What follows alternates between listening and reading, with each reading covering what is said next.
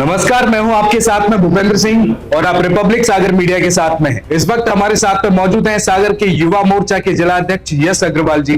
Sir, बहुत बहुत स्वागत है आपका हमारे। धन्यवाद भूपेंद्र जी आपको। जिस तरीके से अब विधानसभा चुनाव कंप्लीट हुए, 8 में से 7 विधानसभा भारतीय जनता पार्टी के हाथ में आई, कितनी मेहनत लगी आपको युवाओं को इकट्ठा करने? देखिए, मेहनत तो हर काम में, अच्छे काम में लगती है, लेकिन भूपेंद्र जी मैं हमेशा एक चीज को बोलता हूँ कि भारतीय जनता पार्टी के संस्कार होते हैं, भारतीय जनता पार्टी की रीति नीति होती है कि भारतीय जनता पार्टी के चाहे जनप्रतिनिधि हो चाहे कार्यकर्ता हो, हमेशा हम लोग जनता के बीच में रहते हैं, जनता की सेवा हम लोग करते हैं। तो बहुत ज्यादा इस चीज को नहीं कह सकते कि कांग्रेस की तरह है कि कांग्रेस जब चुनाव होता है, जब कांग्रेस आ जाती है 6 महीने पहले। और अब तो मैं इस चीज का दावा भी आपके चैनल के माध्यम से करना चाहता हूं कि जनता भी अब समझ गई।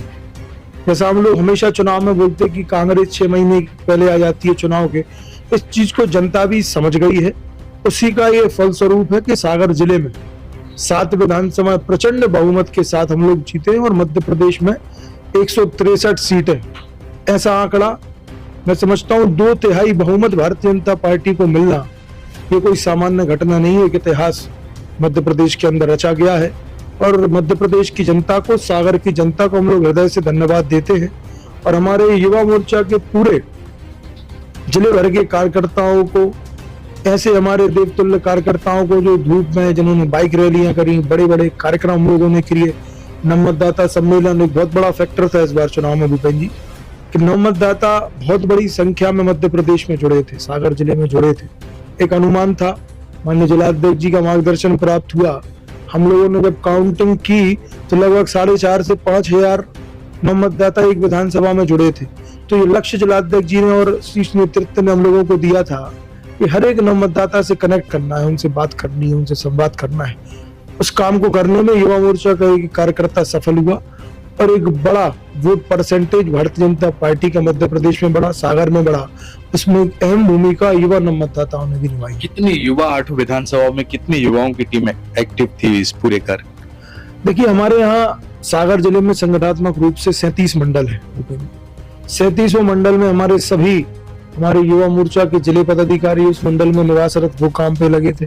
हमारे सभी मंडल अध्यक्ष, हमारे युवा मोर्चा के जितने भी मंडल के पदाधिकारी हैं।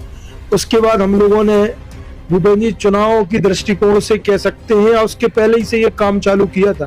भारतीय जनता पार्टी में एक सतत प्रक्रिया से काम होता है, तो उसी प्रक्रिया के निमित्त हम लोगों ने बूथ बूथ में जाके, हर एक बूथ में, हर एक वार्ड में, हर एक पंचायत में हमारा युवा मोर्चा का कार्यकर्ता तैनात था। और हजारों की संख्या में युवा मोर्चा कार्यकर्ताओं ने भारतीय जनता पार्टी के कार्यकर्ताओं के नेतृत्व में, जनप्रतिनिधियों के नेतृत्व में काम किया और एक प्रचंड बहुमत 7 विधानसभा में सागर में भारतीय जनता पार्टी को मिला है। इस पूरे जो चुनावी माहौल में क्या क्या चैलेंजेस देखने के लिए मिले? कहीं जैसे कि सागर विधानसभा क्षेत्र की हम बात करें तो वोटिंग का ग्राफ तो गिरा है, हालांकि भारतीय जनता पार्टी तो जीती है, लेकिन वोटिंग का ग्राफ गिरा है। तो इसमें जागरूकता अभियान के लिए युवाओं ने क्या एजेंट, मतलब कोई भूमिका निभाई है? देखिए, मैं आपको बताना चाहूंगा भूपेंद्र जी कि अब कांग्रेस जब चुनाव में आई थी तो कांग्रेस बड़े बड़े दावे कर रही थी कि मध्य प्रदेश में वो सरकार बना रहे हैं। कांग्रेस दावा कर रही थी सागर में जीत रहे हैं। सभी दावे कांग्रेस के फेल हो गए। चुनाव में कोई चीज सबसे महत्वपूर्ण होती है भूपेंद्र जी, तो वो जीत होती है। और हम लोगों ने उस समय बोला था कि भारतीय जनता पार्टी प्रचंड बहुमत के साथ जीतेगी। आज आप एक चीज देखिए, आज आप सागर विधानसभा की बात कर रहे हैं। मैं समझता हूँ मध्य प्रदेश में सबसे ज्यादा विकास अगर किसी जिले में हुआ है तो सागर जिले में हुआ है। और इसका उदाहरण भी सागर विधानसभा है, हमारी खुरई विधानसभा है, रेली विधानसभा है, सुर्खी विधानसभा है। लेकिन इस चीज को आप देखिए कि जहां कांग्रेस के विधायक 10 साल से काबिज हैं देवरी विधानसभा में, जहां कांग्रेस के विधायक बंडा विधानसभा में 5 साल से काबिज हैं, बड़े बड़े दावे कांग्रेस कर रही थी।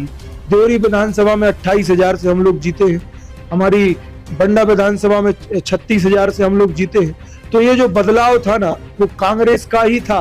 पहले ही भारतीय जनता पार्टी की सरकार मध्य प्रदेश में थी और जितनी भी बची कुछ सीटें जो धोखे से भ्रम फैला के कमलनाथ जी ने और कांग्रेस के प्रत्याशी पिछली बार 18 में जीत गए थे, तो उनको भी भारतीय जनता पार्टी के कार्यकर्ताओं ने भी और जनता जनार्दन ने भी आईना दिखा दिया कि भारतीय जनता पार्टी विकास करने वाला दल है, भारतीय जनता पार्टी लोगों का निर्माण करने वाला दल है।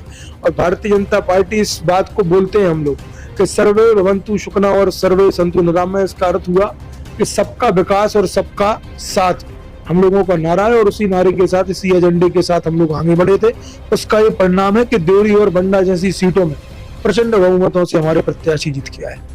अब जो भारतीय जनता पार्टी की जो ऐतिहासिक विजय हुई है पूरे मध्य प्रदेश में हुई है, हालांकि हम सागर की बात करेंगे, तो अब कैसा माहौल लग रहा है इस बार? धन्यवाद भूपेंद्र जी। सबसे पहले तो माननीय मुख्यमंत्री जी की जो जन कल्याणकारी योजना चल रही हुई, उनका लाभ निचले तबके के लोगों को बाखूबी मिल रहा है।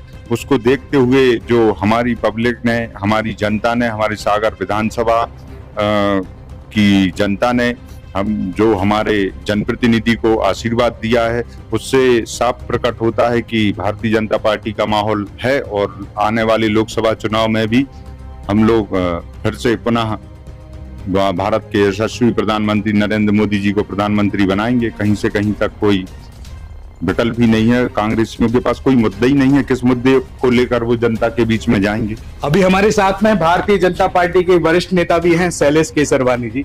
सर 2 मिनट एक बात करें, अभी जो सागर की जीत हुई है, प्रचंड जीत हुई है, जनता को क्या आप संदेश देना चाहते हैं कि इस जीत के बाद जनता का रुझान क्या लगता है? जी, जनता ने पहले तय कर लिया था कि मोदी की गारंटी जो है, मोदी जी कभी ऐसी कोई बात नहीं करते जो पूरी न कर पाए। उन्होंने अपनी गारंटी देकर जनता को ये बता दिया था हम आपके साथ हैं, और आपकी जो मूलभूत सुविधाएं हैं, मोदी जी ने कभी कोई जात पात की बात नहीं की। उनकी जात युवा है, उनकी जात गरीब है, उनकी जात किसान है, और ऐसे करके लोगों को भरोसा था कि कहीं ना कहीं जीत हमारी है, और मोदी की गारंटी तो जीत हमारी होनी थी। लाडली बहना योजना, मतलब लाडली बहना योजना एक गेम चेंजर योजना मानी गई। इसका लाभ या रुझान बहनाओं का कितना दिखा है? मैं बताऊं, मैंने कल उसके लिए प्रेस नोट भी जारी किया है। जैसे ही परिणाम आए, कम से कम 1000 महिला मेरे पास मुझे मिठाई खिलाने आई। आज सारे अखबारों में है वीडियो उसका, और बहनाओं ने इतना सपोर्ट दिया है, ऐसा करके दिखाया है कि बहना हमारे साथ हैं और आगे भी हमारे साथ रहेंगी। अब ये तय है कि लोकसभा में कांग्रेस की हर लोकसभा में जमानत जब्त होने वाली है। लोकसभा चुनाव में क्या है? मैंने बोला लोकसभा में हर कांग्रेसी की जमानत जब्त होने वाली है, और प्रचंड बहुमत आने वाला है। लगभग 450 सीटें पूरे भारत में आने वाली, मैं अभी बता रहा हूँ आपको।